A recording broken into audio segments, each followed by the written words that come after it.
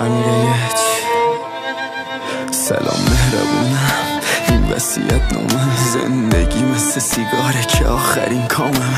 نشد که بشه با هم نساختی انگار. یکی دیگه رو کردی توی قلبت به اجبار. مدیونی اگه وسط های نامه اشکات بریزه روی نوشته های من.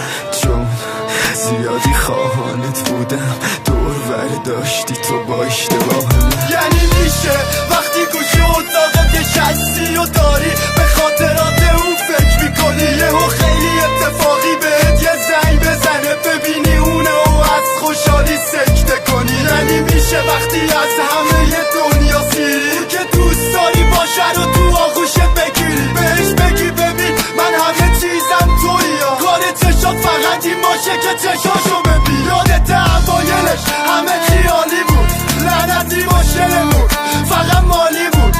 دیدی آخرشم به نرسیده مردم فقط به خاطر این که دستم خالی بود.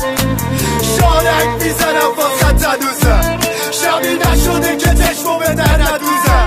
آتیش عشقت هنوز زنده است تو قلبه، میخوام برگردی، میخوام تنها بسوزم. حسن بابا محمودی.